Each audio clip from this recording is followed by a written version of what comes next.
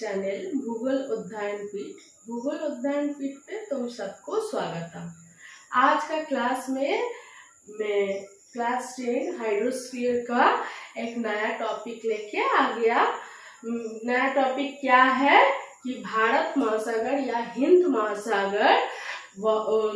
महासागर में कौन सा ओशनिक करंट बहते हैं, कौन सा दिशा में किस नाम से बहते हैं, इसके बारे में हम लोग डिस्कस करेंगे। इसके पहले और एक वीडियो में मैं अटलांटिक महासागर के बारे में या अटलांटिक महासागर में बहने वाले ओशनिक करंट कैसे बहते हैं उसके बारे में, उसका कैरेक्टरिस्टिक्स और किस नाम से किस जगह से बहते हैं पूरा डिटेल्स में एक्सप्लेन कर चुकी हूँ। आज का टॉपिक क्या है, हिंद महासागर में जो ओशनिक करंट बहते हैं या सामुद्रिक धाराएं बहते हैं, कैसे बहते हैं, किस दिशा से किस दिशा की ओर बहते हैं, हम लोग जानेंगे। इसके पहले मैं ऑलरेडी बोल चुकी हूँ oceanic current, oceanic drift, oceanic stream सबके बारे में बता चुकी हूँ।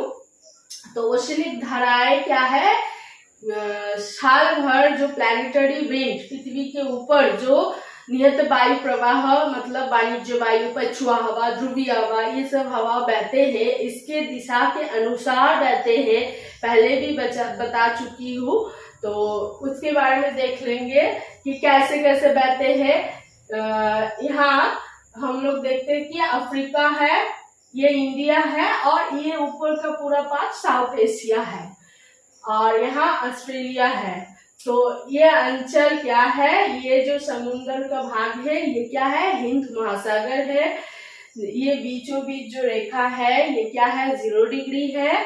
0 डिग्री के ऊपर में क्या होता है, उत्तर हिंद महासागर और दक्षिण में दक्षिण हिंद महासागर। ये जो दो हिंद महासागर है इसमें कैसे ओशनिक करंट बहते हैं हम लोग देख लेते हैं।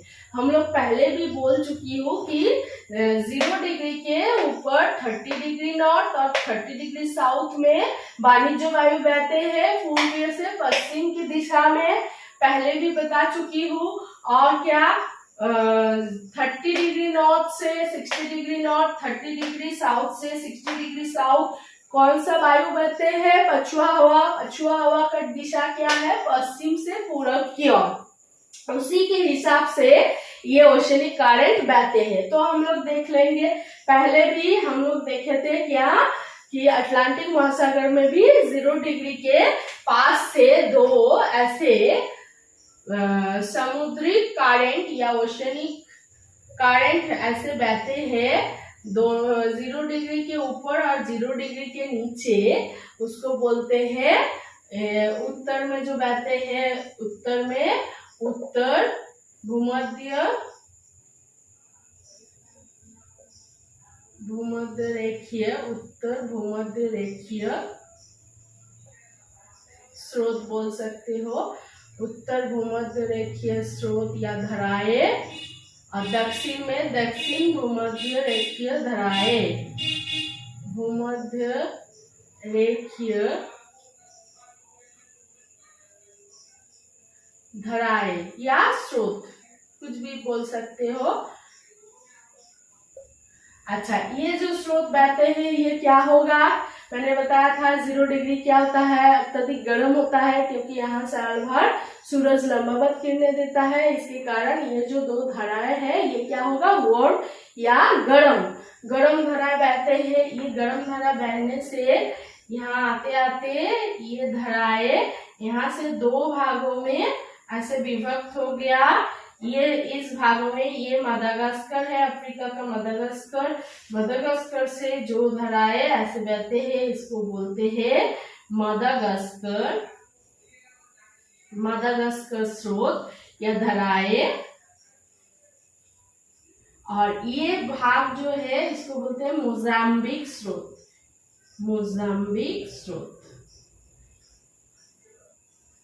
या मोजाम्बिक धाराएं, ठीक है। और ये आते आते फिर मिक्स्ड हो जाता है। और हम लोग जानते हैं कि एकदम नीचे या ध्रुवीय अंचल से कौन सा धारा बहते हैं? कुमेरु स्रोत। इसके पहले अटलांटिक महासागर में भी हम लोग देखे थे कि कुमेरु स्रोत बहते हैं। ठीक है, कुमेरु स्रोत क्या होता है? ठंडा होता है, तो इसको लिख देते हैं कुमेरु स्रोत।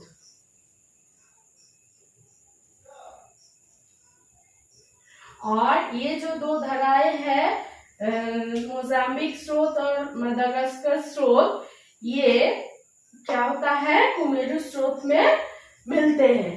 ठीक है, कुमेरु स्रोत में मिलते हैं। और यहाँ से क्या होता है? ऑस्ट्रेलिया के पास से जो धाराएं जाता है वो क्या, किस नाम से बोला जाता है? उसको पश्चिम ऑस्ट्रेलिया स्रोत। ऑस्ट्रेलिया स्रोत, पश्चिम ऑस्ट्रेलिया स्रोत। ठीक है, ये हो गया दक्षिण का भाग। अच्छा, और ये जो दोनों मिलकर नीचे गया, इस स्रोत का नाम क्या है? आगुलहास स्रोत। आगुलहास स्रोत। ठीक है, ये हो गया भारत दक्षिण हिंद महासागर का जो स्रोत ओशनिक करंट बहते हैं वो। नेक्स्ट हम लोग देखेंगे ये बीच में, यहाँ से उत्तर भूमध्य रेखीय स्रोत और दक्षिण भूमध्य रेखीय स्रोत के विपरीत दिशा में बीचों बीच इस रेखा 0 डिग्री रेखा से एक स्रोत बहते हैं। इसको हम लोग क्या बोलेंगे?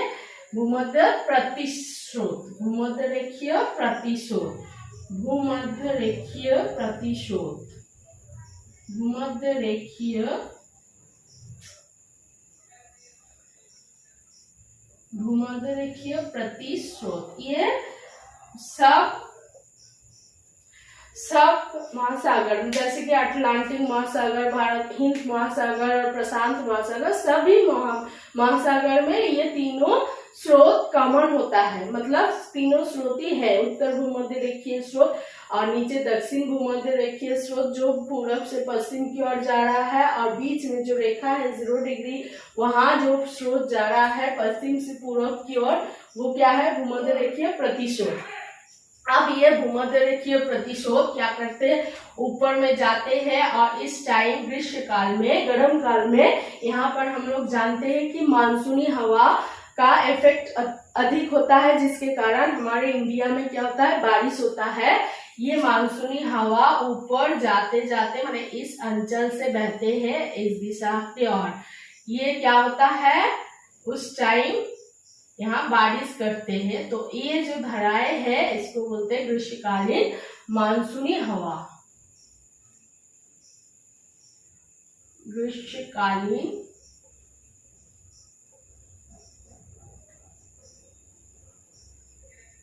मानसूनी हवा।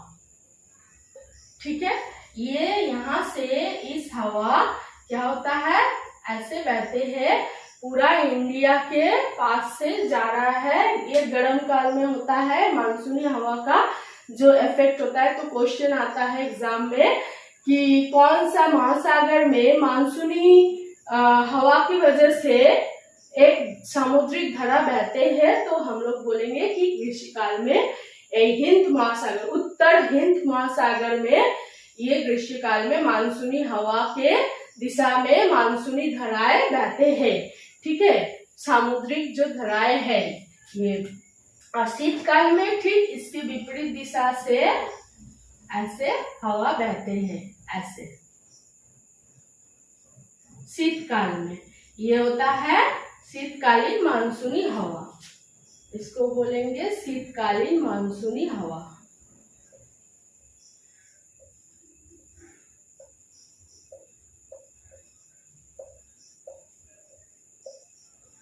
तो एक ही महासागर में मानसूनी हवा बहते हैं। मानसूनी हवा बोलो या सामुद्रिक जो धाराएं हैं ये बहते हैं एक ही महासागर, वो होता है उत्तर हिंद महासागर में। तो इस महासागर में ठंडा धाराएं कम होता है। ठीक है। बाकी सब जो महासागर है उसमें ठंडा गर्म धाराएं देख पाओगे, लेकिन ये जो धाराएं है ये क्या होता है, इस अंचल में ज्यादातर जो धाराएं बहते हैं वो क्या गर्म धारा है, क्योंकि ये ऑलमोस्ट 0 डिग्री के पास है, इसीलिए यहाँ क्या होता है, ज्यादातर जो धाराएं है वो गर्म धाराएं होता है। और ये जो मानसूनी ग्रीष्मकालीन मानसूनी हवा इस दिशा से इस दिशा की ओर आता है, क्योंकि यहाँ क्या मैंने कहा था कि 30 डिग्री नॉर्थ से 60 डिग्री नॉर्थ क्या होता है, पछुआ हवा बहते हैं, तो इसीलिए इसका दिशा पश्चिम से पूरब की ओर जा रहा है। तो ये हो गया पूरा हिंद महासागर का जो सामुद्रिक धाराएं है उसके बारे में डिस्कशन। तो ये थोड़ा देख लोगे, और इसके पहले जो दूसरा महासागर का धाराएं मैंने डिस्कस किया था उसके बारे में एक बार देख लोगे, क्लियर हो जाएगा। ये वीडियो अगर तुम लोगों को अच्छा लगे तो लाइक शेयर और सब्सक्राइब कर दोगे, ओके। और कुछ इसके रिलेटेड कुछ क्वेरीज या जिज्ञासा है तो तुम लोग कमेंट कर देना, ठीक है। Thank you.